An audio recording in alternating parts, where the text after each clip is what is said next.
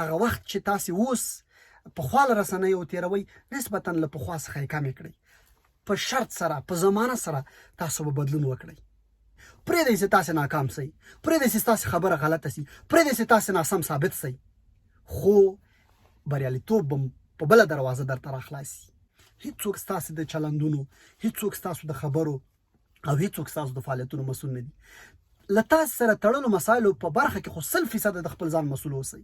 هر څوک، هر فعل، هر کس، ټول باید وزغمو، ټول باید صبر ولرو تر څو مونږ له بریا سره مخ سو، تر څو مونږ له بدلون سره مخ سو، او تر څو مونږ پیاوړي سو، قوي سو او د ښه انسان په توګه باندې په ژوند کې راڅرګند سو.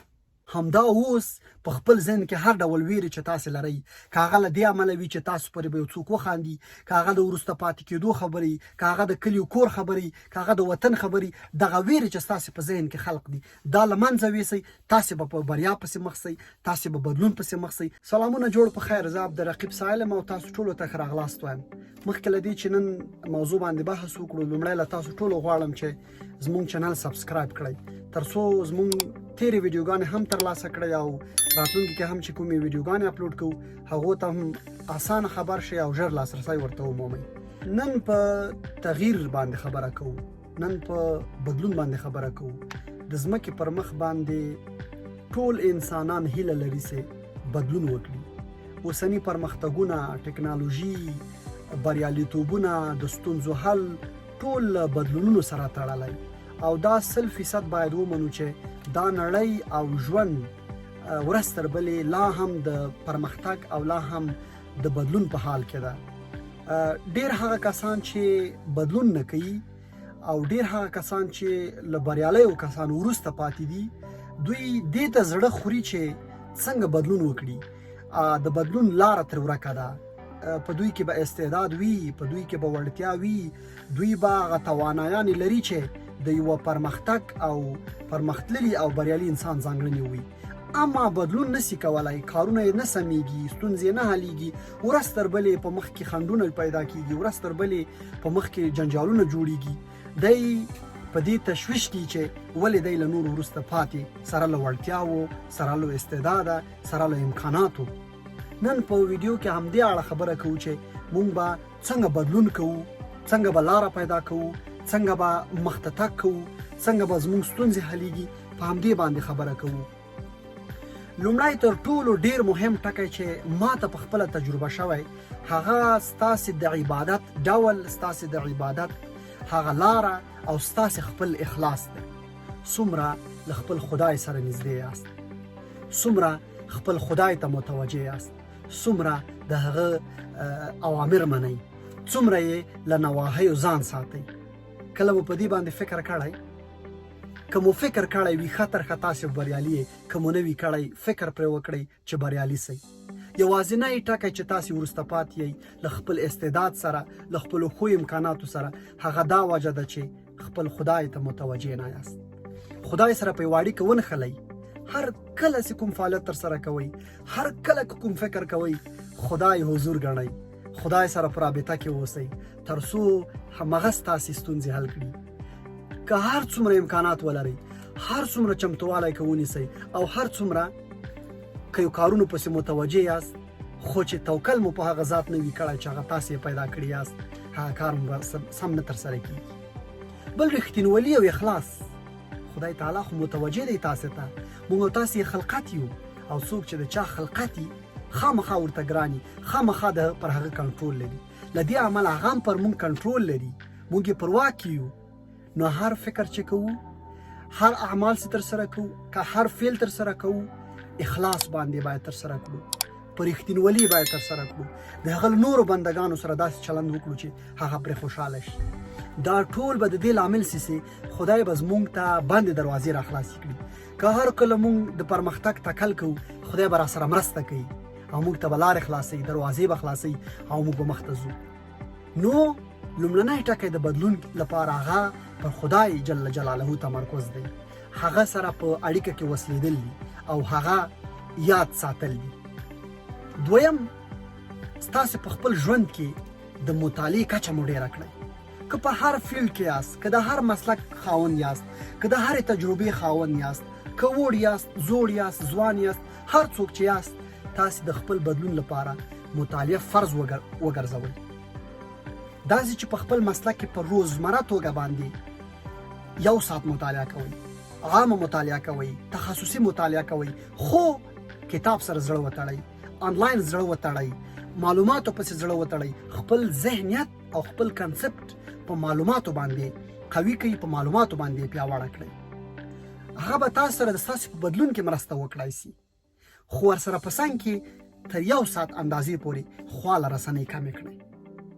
په خواله رسنیو کې سمه ده چې انټرټینمنټ به وي، سمه ده چې ستاسو ته د خوشحالتیا لپاره به ځینې مسایل وي، ستاسو د ښه وخت تېرولو لپاره به ځینې مسایل وي، اما ستاسو د وخت لپاره هغه وخت چې تاسو اوس په خواله رسنیو تېروئ نسبتا له پخوا څخه یې کمې کړئ. په شرط سره، په زمانه سره تاسو به بدلون وکړئ. تاسو دا حالات وارزوئ، تاسو دا تمرین وکړئ. دریم، خپل غرور مدیریت کړئ. ډیر غرور مه کوئ، په خپل غرور باندې کنټرول ولرئ. موږ او تاسو د انسانانو په توګه ټول مختلف غرورونه لرو. هر څوک ځان ته خپل غرور لري، خپل شخصیت لري. کله کله دا زموږ غرور موږ ماتوي، کله کله دا خپل غرور موږ له ستونزو سره مخامخ کوي. فکر کوو چې ولا دا کار زما سم دی، دا خبره مې سمه وه، دا پلان مې سم و. هیڅ کله انسان تکمیل نه دی. هر انسان له ستونزو سره مخامخېږي او هر انسان له خطا سره مخ دی. له دې امله موږ باید دا خپل غرور په دې کچې باندې تر ونه رسوو چې زموږ هر څه سم دي او فکر وکړو چې زموږ هر څه غلط دي. هر خبره، هر فعل مو په هره شیبه کې را ردېدلی سي. له دې امله خپل غرور باید د انعطاف کچې ته ورسوو، انعطاف پذیره شو. هر څوک چې زموږ په اړه نظر لري، مشوره راکوي، پلان راته راکوي، موږ ورسره بحث وکړو. که قناعت راکړل سي ویې منو. قناعت ښه شی دی که څوک یې ومني. له دې امله پر خپل غرور باندې مدیریت کړئ، پر خپل غرور باندې تمرکز وکړئ او ډیر مه مغروره کېږئ.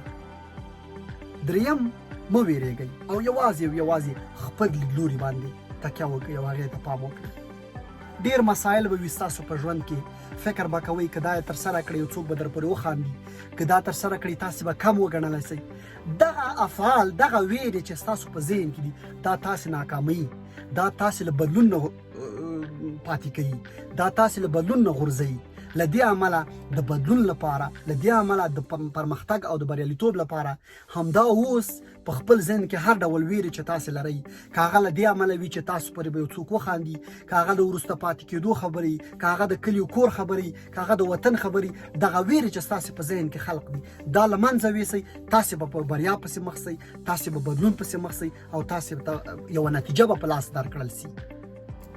څلورم، امکاناتو ته ډېر پام مه کوئ. د بدلون لپاره کله کله انسانان فکر کوي چې ولا موټر نه لرم، ولا امکانات نه لرم، کافي معاش نه لرم، پانګونه نه لرم، دا نه لرم، هغه نه لرم، کور اقتصادي وضعیت خرابه دی. تاسې بدلون نه شئ کولی. خو که همدا نن راولاړ شئ او ووایئ چې ستاسې امکانات بس دي، ستاسې پر خپلو امکاناتو باندې قانع یاست، له دې امله به تاسو ته د بدلانه د دروازې خلاصې شي او هر څه چې په خپل ذهن کې لرئ هغې ته به ورسېږئ. خو دا یاد ساتئ چې هر څومره امکانات لرئ له همغه یې پیل کړئ. ډېرو امکاناتو ته مه متوجه کېږئ، ډېرو امکاناتو ته مه په تمه کېږئ چې خدای تعالی به یې تاسو ته درکړي او تاسې به ورسره بریالي هم شئ. هغوی چې د پرمختګ هیله لري او غواړي چې پرمختګ وکړي، په همدغه ټکي باندې تمرکز وکړئ. امکانات په نظر کې مه نیسئ، پام پرې مه کوئ. خدای تعالی به خپله امکانات درکړي که تاسې راهسک شئ او راولاړ شئ. پنځم، تشویق جدي مه نیسئ. ذهني انسانان له تشویق سره تړلي دي. یو څوک یې تشویقي ښه پرمختګ کوي، یو څوک یې تشویقي واضح ذهنیت ورته پیدا کېږي، لاره ورته خلاصېږي. تر کله به یو څوک تاسې تشویق کوي؟ بیا اوس وخت کې کرکې، نفرتونه دا ډېر دي. له دې امله تشویق ښه دی چې موږ انسانان تشویق کړو، اما تمرکز پرې پکار نه ده، اما جدیت پرې پکار نه ده چې ما د یو څوک تشویق کړي، زه به پرمختګ وکړم، پوهنتون به شروع کړم، ماسټري به شروع کړم، پرمختګ به وکړم، امکانات به پیدا کړم، وظیفه به پیدا کړم. خپله په خپل ځان تشویق کړئ او عمل وکړئ. شپږم، د هر څه مسؤلیت په خپله واخلئ. هېڅوک ستاسې د چلندونو، هېڅوک ستاسو د خبرو او هېڅوک ستاسو د فعالیتونو مسؤل نه دي. له تاسې سره تړلو مسایلو په برخه کې خو 100% د خپل ځان مسؤل اوسئ. هر کله چې ستاسې چیرته نوم و، ستاسې شتون و، تاسې د یو مسؤل په توګه هلته ونډه واخلئ، فعالیت وکړئ او کښېنئ او پاڅئ، ځکه دا به تاسې ته بدلون درکړي، دا به تاسې له پرمختګ سره مخ کړي او د بریالیتوب دروازې به در باندې خلاصې کړي. اتم، مقاومت مه کوئ. کله کله مونږ فکر کوو چې زه ډېر قوي یم، دا کار باید زه په خپله وکړم. یو څوک مونږ سره بحث کوي، نه دا د دې بحث ګټونکی به زه سم. د کوم بحث ګټونکی کېږي؟ آیا دا بحث ګټل تاسې ته بدلون درکولی سي؟ تاسې له پرمختګ سره مخ کولی سي؟ نه، هیڅ مو نسي مخ کولی. له دې امله ډېر وخت مقاومت په درد نه خوري. انعطاف پذیره اوسئ. پرېږدئ چې تاسې ناکام سئ، پرېږدئ چې ستاسې خبره غلطه سي، پرېږدئ چې تاسې ناسم ثابت سئ، خو بریالیتوب به په بله دروازه درته راخلاصي. هر کله چې تاسې یعنی مقاومت مو ډېر نه کاوه، غوښتل مو چې هر شی مات کړئ، غوښتل مو چې هره خبره وکړئ، غوښتل مو چې هر چېرته ګډون وکړئ، ځان ته پولې مه ټاکئ، محدودیتونه مه ټاکئ، آزاد اوسئ. انسان آزاد خلق شوی دی. د دې امله مقاومتونه په درد نه خوري. که کله مقاومتونه کوئ، دا باید داسې سي، دا باید په دومره انټروال کې وکړم، دا باید په دومره وخت کې وکړم، محدودیت دی، دا لیمټ دی، دا هغه دی، دا دي، دا مقاومت دی. د دې امله تاسې له بریالیتوب نه پاتې کېږئ او دروازه مو د بدلانه دروازه مو په مخ باندې تړل کېږي. نهم، تنبل مه اوسئ. هیڅ وخت هم تنبلي مه خوښوئ. وختي پاڅئ، وختي څملئ، مطالعه وکړئ، کارونه په خپل سر ترسره کړئ. یو ویره لرئ، تشویش لرئ چې کار به ترسره نه کړي، خو که تنبله هم ورسره اوسئ، یو په سوچا مې هغه کار نه کېږي، زړه به هم خورئ، تکلیف به هم درته پیدا سوی وي او هغه کار به هم صحیح نه کېږي. خپله راولاړ سئ. د خپل بدلون لپاره هیڅ چاته لاس مه کوئ، هیڅ چاته منتظر کېږئ چې تاسې بدلون کې تاسو سره مرسته وکړي، بلکې خپله راولاړ سئ، راهسک سئ، قوي سئ او له تنبلۍ لاس واخلئ. تاسو ته به د بدلون دروازه خلاص شي، بدلون به وکړئ، پرمختګ به وکړئ، نور مزې بیا کوئ. لسم، صبر ولرئ. که څه هم ما په لومړیو کې اشاره وکړه، خدای سره د تړلو په مسله کې ټول افعال، ټولې خبرې، ټولې کړنې زموږ او ستاسو په تقدیر کې لیکل شوي دي. تقدیر ته خواري پکار ده، صبر پکار ده، زغم پکار ده. ډېرې ستونزې په موږ باندې خدای تعالی راولي، خو خدای تعالی راته حلوي. نن به حل نه کړي، سبا یې راحلوي، سبا یې حل نه کړي، بله ورځ یې راحلوي، که نه یو میاشت، یو هفته، یو کال وروسته حتما راحلوي. کوم پرمختګ چې موږ ته لیکل سوی، هغه خو راته خدای تعالی هغه نصیب کوي. 100% په دې باید عقیده او ایمان ولرو. خو ځینې وخت حوصله بایلل نه دي پکار، ځینې وخت زغمل پکار دي. هر څوک، هر فعل، هر کس، ټول باید وزغمو، ټول باید صبر ولرو، تر څو موږ له بریا سره مخ سو، تر څو موږ له بدلون سره مخ سو، او تر څو موږ پیاوړي سو، قوي سو او د ښه انسان په توګه باندې په ژوند کې را څرګند سو. تر بیا ښې چارې.